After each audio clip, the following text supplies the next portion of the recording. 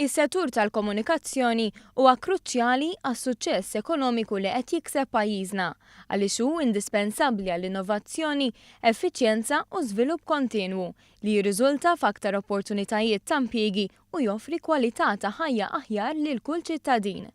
Għal dan il-Ministru Chris Cardona waqt l-ewwel żjara tiegħu u l-inawgurazzjoni ta' parti ġdida fl-uffiċini tal-Awtorità ta' Malta dwar il-komunikazzjoni.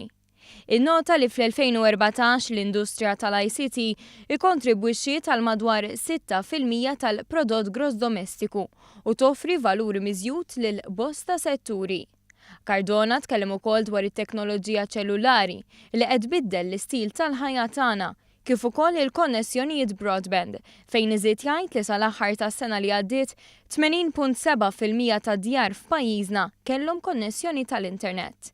Bi pjaċir innota l-investiment tal-kumpanija Go li f'5 snin se tinvesti mal-50 miljun euro għal sistema Fiber to the Home.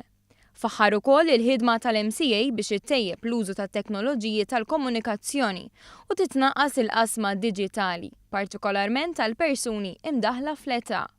Minatija u ċ-Chairman tal-MCA Edward Woods saħa li minkejja l-espansjoni fil-konnettività fis-snin li għaddew, id-domanda l-komunikazzjoni ta' kwalità ogħla baqgħet tikber. Semma fil-fatt is-sejħa biex isir studju għal konnettività aħjar permezz ta' possibilità ta' tqejjid ta' submarine cable ġdid bejn Malta u postijiet alternattivi fl-Ewropa, kif ukoll il-possibilità li l-ispazji orbitali allokati għal Malta jiġu kummerċjalizzati.